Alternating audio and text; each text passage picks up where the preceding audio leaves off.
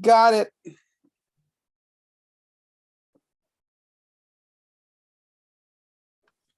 This thing on? Jesus, I hit this button like 5 times. Record. A little thing popped up and said, "Hey, you're being recorded. Is that okay?" And you go, "Got it."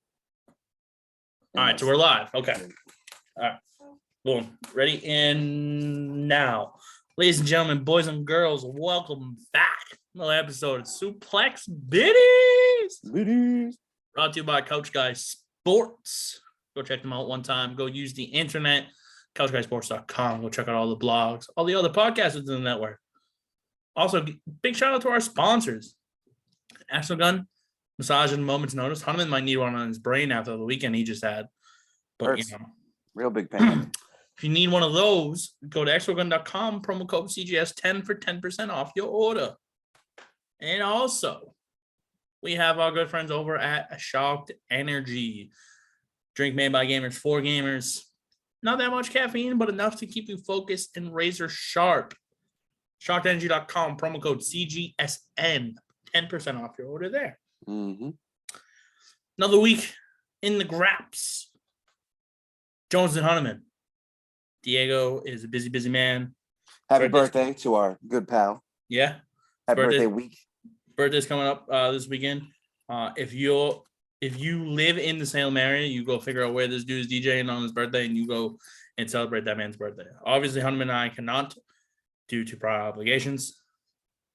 It's okay. It happens. It's life. But go help the man out because he's living his best life right now. It's like the help is like just supporting him, but he's got like 6 gigs like today.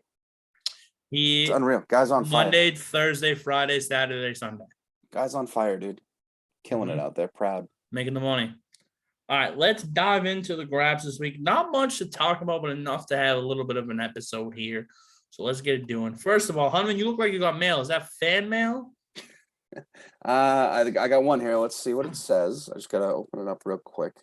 It says official summons for juror service. Must be a fan. Let's see. From Salem, Mass. Federal Street, real official, you know? And I can't do this. I'm too tired for a bit. Go ahead. I thought I could run with it, but I can't. That was even that little tidbit. Round of applause to Andrew right there. That was great. Very good. All right. So you want to start off the WWE side? You want to start off the AEW side? Let's go with WWE because I feel like AEW's got a bit more of the exciting types of stuff going on. All right. So let's do that. So the first thing we're gonna do, give us your thoughts on the alleged undisputed champion off TV besides the July and August pay-per-views. What do we think about that? So currently, if Roman stays champion, it seems he's scheduled to be off for 8 to 10 weeks in the summer, meaning like no live events. They already took him off the Hell in a Cell promotional material, and now they got Cody Rhodes front and center as their main star. So, you know, he's going to be featured prominently, but that's now going to be the second pay-per-view in a row where your undisputed world champion is not featured, nor is defending the title. So you just wonder what the heck's going on there. And there's been a lot of rumors the last weeks that keep coming up for him. Contract, now that he's cutting back on live events, because like first it starts off with, oh crap, he's leaving. Then it's, oh no, he's just winding down on live events. Then it's, oh, he's actually taking a vacation. So it's like every so often, every couple of days, it just gets a little deeper and a little more precise. So, I mean, if you're going to have him just on the shows, what are you going to just do? Have Paul Heyman do what he did for Lesnar and just show up and talk every week? Have the Usos talk every week? Have him appear via satellite? It's just like, if you didn't have a plan for this double champion, don't do it. And that's the problem. Like, they wanted the headline. They wanted the flashy headline, the double champion, the biggest match of all time. Wasn't. It was passable. I guess it was almost exciting. But now here we are. And it's now been, 5 weeks, 6 weeks? And all we're hearing about is how infrequently their champion's going to be there. And there's just all these other dudes that could be carrying the brand and carrying their show and getting the rub and the limelight. I hope Roman's okay and the family stuff's okay. Seriously, it's just he deserves to be able to wind down with all he's gone through with the cancer battles and things like that. It's just, again, you got to figure out some middle ground where it's not going to hold the rest of the roster hostage. Yeah. I mean, realistically speaking, you have to take one of the titles off him if he's going to take a vacation like that. No, You should at least one. I would say the one that desperately needs it the most is Raw. Yeah, he hasn't even shown up much on Raw. It's just like he's not even involved with anyone. You could do what AEW does best and do like a tournament leading up to Hell in a Cell or whatever. What's the next pay-per-view after that? Money in the Bank? Money in the Bank. So you could do something like that. But I don't know. It's just I'm curious to see what's next because now your big title is one of your mid cards. Which the only one that's even showing up on TV half the time is the US title. Right. Ricochet, the Intercontinental title hasn't been meaningful in like a year and a half or 2 years now at this point. So it's just everyone's going for a US champ. Like, to be honest with you. It is. It's just not. It just brings you back to that era when Lesnar was champion for like 380 days or whatever it was. No world champion, just top dudes duking it out for no reason. Right. And listen, now with Hell in a Cell, we already have Cody versus Seth. Is Seth really going to lose 3 in a row to Cody Rhodes? Well, that's clearly based on how they've changed the promotional work and everything. They're probably going to put them in the Hell in a Cell, which the feud it's been a good feud. I'm glad Cody hasn't lost yet, but it's another one of those cases where why is Rollins still going after him and why is Cody still acknowledging, like, you've already beaten him twice. Right. Is it just because he attacked you and that's just what it is? Maybe just to end it once and for all. Who knows? Yeah, it just seems odd. And I mean, it'll be a good match. I'm sure it'll be a banger, but it'd be cool if there was just some type of reason for it besides I hate you and I don't like you. Right. No, for sure. I don't know. Curious to see how that plays out. I mean, we'll get into it more as it gets closer. But another thing, we talked about Roman Reigns. So what does Sami Zayn and the Bloodline stuff? What do we got going on there? See, that's the thing that I was going to allude to next is like, are they really now tying in Sami Zayn to now become like the mouthpiece for Roman when he's not here for those like that month span, and then just to have him turn on him and beat the absolute crap out of him, which I mean, it'd be entertaining to see Sami kind of get tossed around like that, I'm sure, but I mean, I don't think that's the best use of Sami Zayn's talents or the best way to keep promoting your top faction. I mean, it's cool. Sami Zayn's killing it again, just running around with Bloodline shirts and making sure that Roman knows him, he's acknowledging him, and he's doing well with everything he's gotten since he resigned. It just seems like they're going to use him as like a distraction and an extra mouthpiece for Roman to kind of just dip off for a little bit. Yeah, like you said, it's just like, where are they going to go with this? You know what I mean? Yeah. Like, it's one of those things. Now it's you know what it is? It's like the Kevin Owens, Ezekiel Elias stuff. You just don't know where you're going with this. You know what I mean? Yeah. Like, I mean, again, that's another one that has no right to be as entertaining as it is. And the guys are making the best of it. But it's just, again, what are you fighting for? There's only the one title. There's Austin Theory's your US champ, but he's involved in other stuff, as we know. Yep. They're in a weird spot, and all they just did it to themselves. So it's tough to sympathize. Yeah. We try every week, and it just legit on Raw. You thinking about it now? Your two biggest feuds are Cody and Seth, and then you have Judgment Day versus Balor and AJ, and now Liv, who seemingly in the live event this past weekend is kind of in the fold with them as well now. So you've got those three potentially meeting up again in like a mixed 6-man at some point. So that's another thing to look out for as well. But it'd be cool if they did some out of the box thing with like you did Edge, Priest, and Ripley versus AJ, Balor, and Liv in like Hell in a Cell. Yeah, that'd be really cool.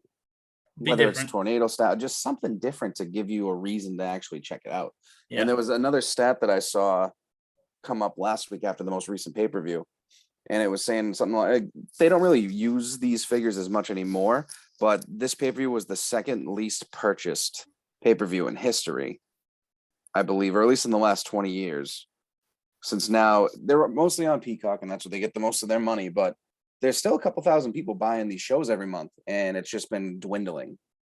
Elimination Chamber was apparently the lowest this past earlier in the year, and now WrestleMania Backlash is right behind it with just as unimpressive of a showing. So, I mean, maybe that's the casual viewer peeking their head out, saying they're kind of getting tired of it too. It's just a lot of concerning different things, and you just don't. I really don't get what the hell they're trying to do. Me either, honestly. But going back, tying in the bloodline, the tag unification match happening, not happening. It's as of now, it's happening Friday on SmackDown, so that's a big match. It's cool that I guess they're finally gonna go through with it, even though it's the most like back and forth flip flop WWE thing we've seen in recent months. Because at first it's like, oh yeah, we're doing it now, and then they say, now we're not going to do it, and then they're like, we actually are going to do it, and it's like, what are we doing, guys? And there's plenty of other teams you don't have to do this. So, I think you're going to get RK Bro winning it because I think they're too valuable to split at the moment, and it could lead to Roman also getting disgruntled with his guys, and maybe he'll lose a title and they'll take a step back, blah blah blah blah. But the match is going to deliver. It's just again now you're at the same predicament where you got a decent amount of tag teams. None of them are very featured or prominent, but you could easily have a very fun tag division. Yeah, could. But they're just saying, you know what? Nah. I don't know. It's just don't wanna. This is why WWE gets so stale sometimes. It's because we keep getting these one-on-one feuds where tag team wrestling is a big part of wrestling nowadays. Like we've seen so many great tag team champions come in and out of WWE in these past 20 years that you see them, and then sometimes it's a little lackluster, but moving forward you would like to see a little bit more here. So I'm kind of curious to see where they go with that as well. But I mean, if you think about it, on Raw alone you have RK Bro now potentially thinking Priest and whoever that other tag team champion will be. If you're going to run with AJ and Finn as well, the Street Profits, you already have great tag teams. You could easily bolster that division and make it with all those main event level possible upper mid card acts that you're putting together. Now there's going to be less things to fight for, but you're just throwing these guys together. Right. Like the AJ Finn alliance thing should be such a bigger story. It is. It should be. Like WWE should be blowing that shit overseas and just being like, "Yo, Bullet Club," and it's the two former leaders of the Bullet Club, but it's just like they're not capitalizing on it. I know. Let's talk about a company that is capitalizing on things, shall we? That'd be fun. Can talk about AEW? Yes. This coming week, I'm so excited for Wild Card Wednesday. Mm-hmm. Dude, very excited. So we're getting the 10 lashes from Wardlow. Basically, we'll set up their Wardlow MJF. Can we just shout out that segment from last Wednesday? Yep. The Dark Side of the Ring parody video for Wardlow and just the segment itself. MJF is just, we'll get into him more, but killing it. It's everyone's comparing it to Batista Triple H back in the day, and it's definitely on par with how hype everybody is and how over he's going to be. Have you seen the articles that kind of comparing a little bit to Wardlow and what they're kind of looking to build him up towards? I can't say I know. No. Not Batista, but it's another powerhouse that ran through a certain company very, very long, with a very, very long streak. Goldberg. Oh. That's tough to book, especially nowadays. Just based off his entrance into the ring alone this past week, people are starting to make a little bit of the comparison. Or they're just doing the hybrid model of like the dominant dude and then the Batista storyline. And you can't, I mean, people can, I've seen people complain about them recycling the same idea, but the student mentor turning on each other thing is just such a classic soap opera based everything. It's, if you think about the Triple H Batista thing, that was maybe a year in writing. This has been near 2 years.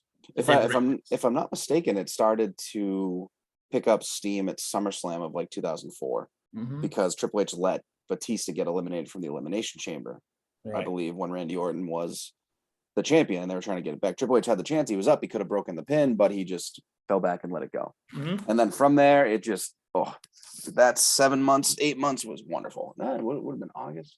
Yeah, so like 6-7 months. Yeah, it's pretty good. It was good writing. It was back when WWE writing was good. Yes, exactly. We'll get the Jericho face off with Regal this week. Will be good. We'll get the two quarterfinals. Kyle O'Reilly versus Rey Fenix, and then Samoa Joe versus the Joker, and then also Britt Baker versus the Joker. So we'll finally get to see what those are. We'll react. Do we have any updated picks on who the Jokers are going to be for each? I think it's really the same. I'm sticking with what we said last week. Yeah, I don't think anything's going to change my mind. For Yeah. the men's, it's either Claudio, Gargano, or Miro. The women, it's either what's Ember Moon going as now? Athena. I think it's either Athena, Candice LeRae, or whatever.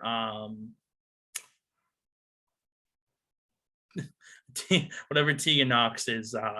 I forgot it too. I know what you mean. Sorry. I just heard someone yell in my house. I thought you could hear it on the audio. Apparently not. I think I heard a very faint something in the background, but it's fine. Just fucking fantastic comedy. And then we will also get Hangman versus Takeshita. Yep. With More CM New Punk Japan on crossover already, which is awesome. Yep. So that's, again, it's just looking at this, and we have a new buy-in match already. Hookhausen, Tony Nese, and Smart Mark Sterling. That will be on the buy-in. I'm very interested in how they're going to book Hookhausen, because obviously Danhausen's a comedy act. Can go, don't get me wrong, he's a pretty solid wrestler when he gets going. It's almost like Orange Cassidy. Once he gets into that zone, he can turn up the gears and he looks great. But you got to keep Hook look like just a badass, because he's just there's something about him, man. The aura of Hook and the look of Hook, whatever you want to call it. He's just got that mystique that you got to somehow keep where it is. And I'm just glad they shook hands. It actually happened a lot quicker than I thought it would. Yeah, I thought I'm not mad about it. Thought it was going to be a couple months in the process, but getting it to finally come for Double or Nothing, it makes perfect sense. One thing about AEW I want to touch upon before we go into the big AEW topic that we wanted to discuss is I think they need to start using Keith Lee and Swerve Strickland more on the main card as a tag team. Their chemistry together and just the way that those two guys can wrestle, it's just I need to see them against every great AEW tag team now. That's a team that I didn't know would just work, because you wondered what they were going to do with both of them, because they brought in them both. They both came in around the same time, and you throw them in a tag team, and so far they're freaking killing it. Get them off AEW Dark. Let's see it on Dynamite. Let's see it on Rampage, please. Something. I feel like they've been featured on Rampage a lot more, and then Dynamite's been a couple like backstage things. But I agree, you should they had one big match on Rampage.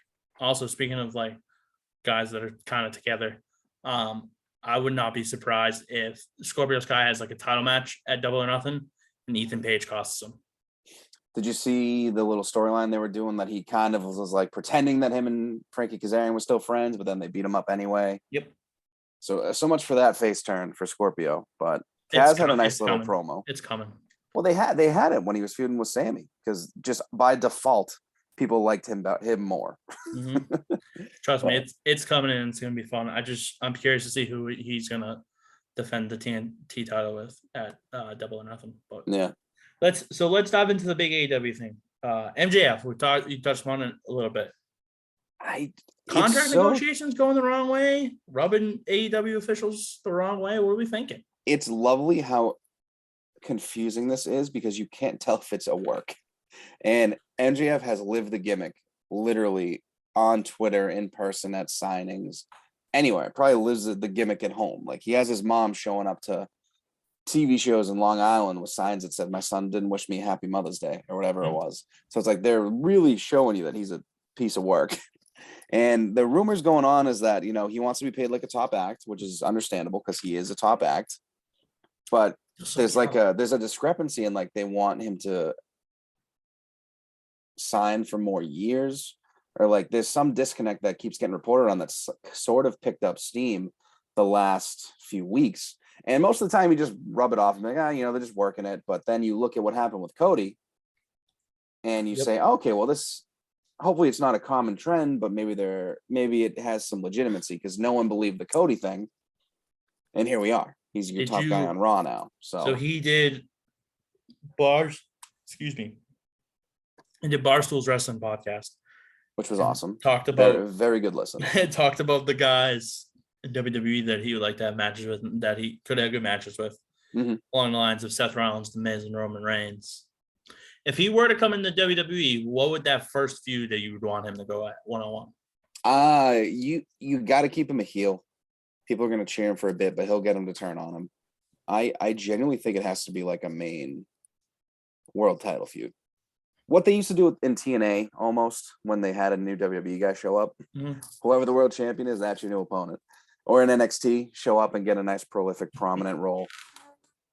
It's got to be a big deal. Like, obviously, Cody was the first one to jump back and forth, but if MJF becomes the next one with how much of a future that dude has, I think he's like 26 or 27. He might be 25, dude, honestly. Yeah, honestly, you might even be 25. So you have all this potentially the best heel in the industry for the next decade or more if he wants to do it. So it just feels like for MJF, almost for how he's lived the gimmick, he has to leave AEW. 26, yeah. But doesn't it feel like even if like he's just goes back to AEW someday, it's like he has to do it. Realistically, I think it would be like a short WWE stint. Yeah. And then like think of it like this. He would just his contract would expire. It'd be like a 2-year deal. His contract would expire and he'd show up on a pay-per-view like, you mother just missed me. Right, yeah, and just pop back up. Yep. Like nothing ever happened. I could see it from a mile away. But no, I'm curious to see if, again, like you said, if it's a work or not. Because he's just so good at it. So tough to tell. And then now even Fightful's reporting it, and they usually don't mess around with storyline shit. Right. Speaking of stuff like that, CM Punk the other night in Long Island, that was excellent. The Tavares jersey? The Tavares jersey, man. That's just he's just, as much as I love face CM Punk, heel CM Punk has to be my favorite.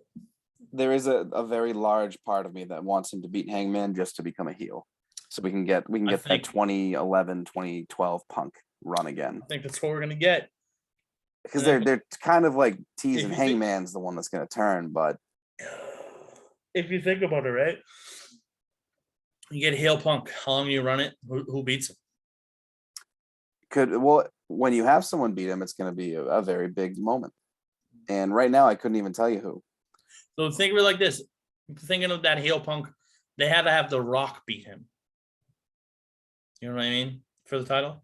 Yeah, right. So how do you top The Rock? Don't.